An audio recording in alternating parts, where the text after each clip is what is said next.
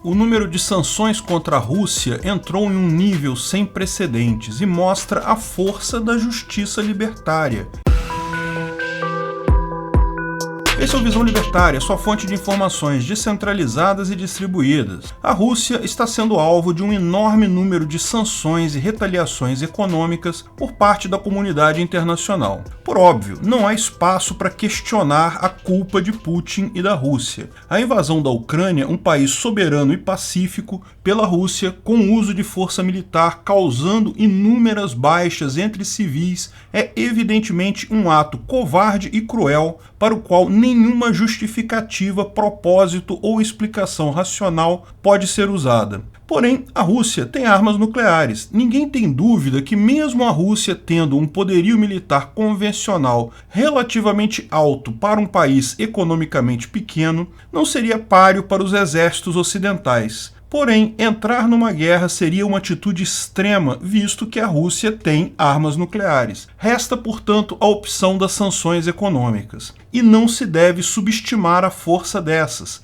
Estão em curso, no momento, 5 tipos de sanções contra a Rússia. Algumas muito eficazes, outras nem tanto. O primeiro tipo são sanções a indivíduos russos. Esse tipo de sanção tem o objetivo de lançar as pessoas mais ricas e poderosas da Rússia contra Putin. Infelizmente, essas sanções têm o efeito também de tornar essas pessoas menos ricas e poderosas, justamente por terem seu patrimônio invadido. Lógico, existem alguns questionamentos quanto a essas sanções serem éticas do ponto de vista libertário, afinal, as pessoas russas não têm culpa de Putin ser um idiota, principalmente porque as eleições lá são claramente manipuladas. Apesar disso, é possível fazer o caso que muitos desses bilionários russos, embora não estejam diretamente no governo, têm muitos negócios e relações com o governo de lá. De qualquer forma, essas sanções não são particularmente preocupantes ou efetivas. Até aqui, pouca coisa muda. Segundo, são as sanções comerciais entre países. Muitos países têm bloqueado a compra de insumos e produtos russos, bem como a venda desses produtos, em alguns casos até a passagem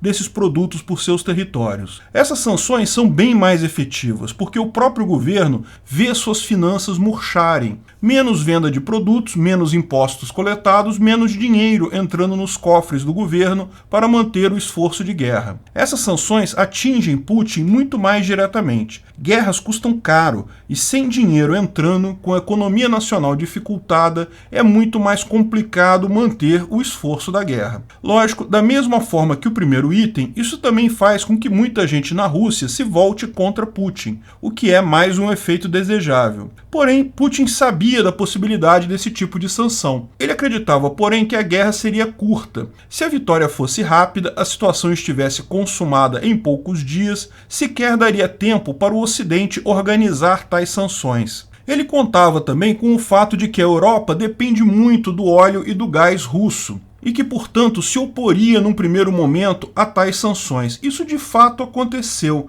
mas essa resistência durou poucos dias. E vale a lógica, a dependência em negócio é sempre dos dois lados. A Rússia também depende da Europa comprando essas commodities para manter sua economia. O fato é que Putin esperava que a Europa demorasse a tomar uma decisão e nesse meio tempo a guerra já estaria resolvida, as sanções não fariam mais sentido. Esse foi um erro do Putin, mas ainda assim um elemento que ele esperava. Para evitar este problema, ele garantiu que as reservas russas estivessem em seu maior patamar em muitos anos antes da guerra, e diversificadas entre dólar, euro e ouro. Ele levou um golpe duro, mas um golpe que ele estava preparado aqui. Mas o terceiro tipo de sanção ele não estava preparado. Foram as sanções econômicas diretas. A Europa, os Estados Unidos e até a Suíça congelaram todos os bens do governo russo, o que incluiu até metade de sua reserva. Mais que isso, retiraram a Rússia do SWIFT, o que faz com que se torne muito mais complexo fazer transações comerciais e econômicas com a Rússia. Praticamente isolaram o país do comércio mundial. A Rússia tem como usar outros sistemas, fazer negócios com a China, lógico que tem alternativas, mas tudo isso leva mais tempo, tudo é mais complicado de fazer, e isso faz com que a Rússia perca competitividade no mercado. A bolsa russa não abre desde a invasão. Se abrir, desaba. dela, mas as ações de empresas russas negociadas na Europa já caíram 90%. A Rússia já está em insolvência, classificada como default técnico por agências de risco. Não consegue mais pegar empréstimo com ninguém. O rublo,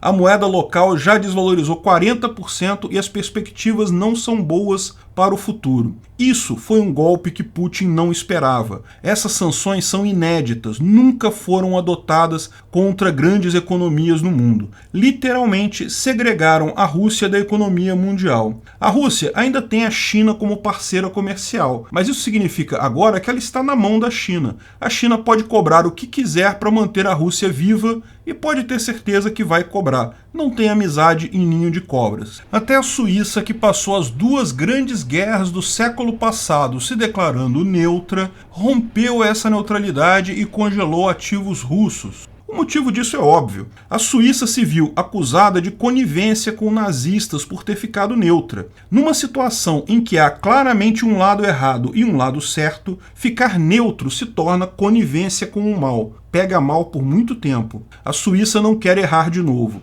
E esse golpe Putin não esperava, porque nunca havia acontecido. As reservas dele, a bem dizer, não servem para nada. Ele não tem como usá-las. Até aqui já seria possível dizer que a Rússia foi quebrada. Quebraram as pernas da Rússia nessa guerra. Mas não parou aí. Houve um quarto tipo de sanção, que foram as sanções de empresas privadas. Muitas empresas decidiram não vender mais para a Rússia. Apple, TMSC, Visa, Credit Card, Maersk Containers, um monte delas. Abrir mão de um mercado como a Rússia é ruim para essas empresas. Mas, de fato, as empresas acabam lucrando mais com a publicidade desse tipo de ação contra uma força claramente ruim. E embora o impacto de uma única empresa contra toda a economia de um país possa ser pequeno, isso não é mais tão claro assim no mundo atual. Nenhuma outra empresa do mundo inteiro tem a tecnologia de chips da TMSC. O iPhone é o telefone de escolha de 10 entre 10 socialistas. Tem outros parecidos? Tem. Igual ao iPhone, só o iPhone.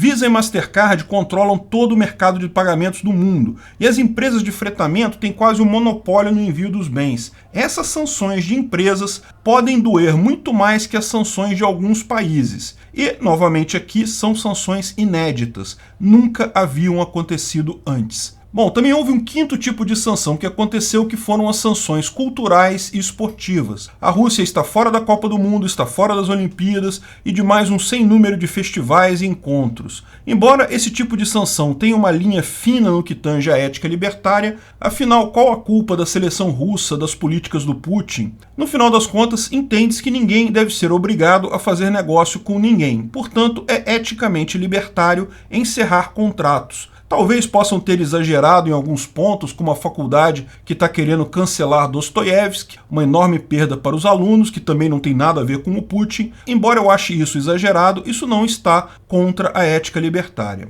A Rússia vai quebrar em poucas semanas nesse ritmo, a menos que volte atrás na guerra e busque negociações de paz, busque a arbitragem para resolver o conflito. Sim, infelizmente, o Putin continua tendo o botão da bomba atômica, mas ele sabe que se recorrer a isso significa a certeza da aniquilação da Rússia. Será todo o mundo contra um único país. Todo mundo vai sofrer, é verdade, mas a Rússia vai levar o pior. O fato é que existe a possibilidade dos boicotes serem realmente efetivos e acabar punindo Putin por essa ação desastrada de iniciar agressão contra pessoas pacíficas. Como eu destaquei aqui já em vários vídeos, o boicote social é um mecanismo libertário, é parte central da justiça libertária. Podemos estar vendo na prática o uso de uma solução libertária para resolver um problema que, olha só, na solução estatal atual, na justiça atual, seria insolúvel. O boicote social é aquela ação em que muitos indivíduos em uma sociedade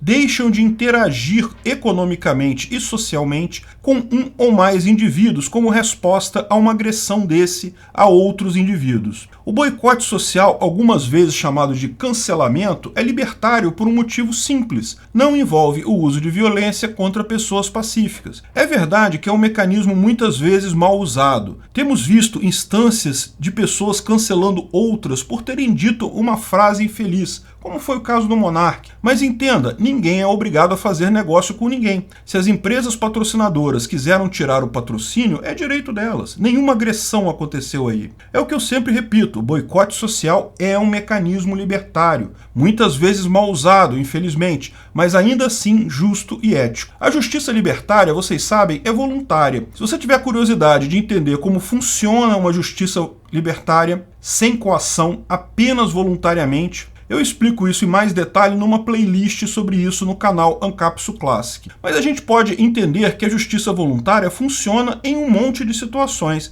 Se você tem um problema com seu vizinho, você pode, sozinho ou através da sua empresa de segurança privada, acionar um tribunal privado, um árbitro independente, para resolver a pendenga entre vocês. Nem você, nem o seu vizinho são criminosos, houve algum tipo de problema. Então é interesse de ambos resolver este problema. Isso funciona muito bem. Mas o que fazer com criminosos? O cara apontou uma arma para você e roubou sua carteira. Você vai propor a ele um tribunal privado para resolver a situação? Ele não vai aceitar, né? Lógico. Para esses casos, aplica-se o boicote social. Percebe-se que esse tipo de boicote foi mal aplicado no caso do Monark. Ele não iniciou agressão contra ninguém. Eu tenho certeza que ele se disporia a entrar numa justiça privada para resolver essa pendenga com os patrocinadores e com quem mais tenha se sentido prejudicado pela frase dele. Ele não tem interesse em fugir da justiça. Mas alguém que inicia agressões contra outras pessoas, por exemplo, um ladrão, um mafioso, um governo, ele não aceita ser julgado por um tribunal. E na ética libertária não há coação, você não pode obrigar as pessoas a alguma coisa.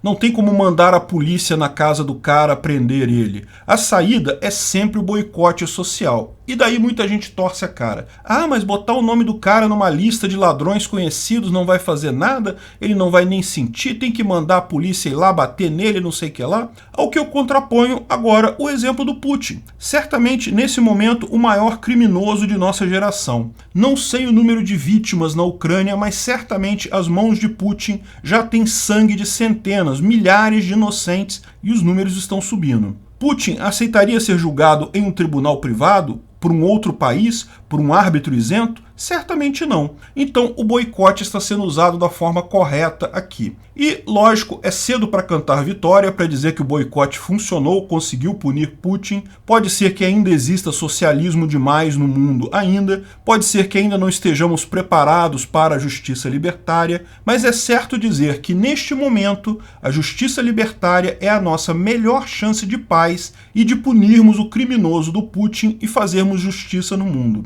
A justiça estatal jamais alcançaria algo que a justiça libertária está perto de alcançar. O mundo está rumando para o libertarianismo, simplesmente porque as únicas soluções que funcionam em um ambiente de informação descentralizada e distribuída que vivemos são as soluções voluntárias, são as soluções libertárias anarcocapitalistas. Se a justiça libertária conseguir fazer justiça com o pior criminoso da nossa geração, eu não quero mais ninguém falando: ah, mas o ladrão não iria querer entrar na justiça privada voluntária. Sim, o ladrão vai querer, porque o boicote social é muito pior para ele. O boicote destrói uma pessoa muito mais do que ela enfrentar a justiça e cumprir a pena. A justiça voluntária, libertária, baseada na ética, é o nosso futuro. E o criminoso Putin deixa isso claro em cada bomba matando civis na Ucrânia.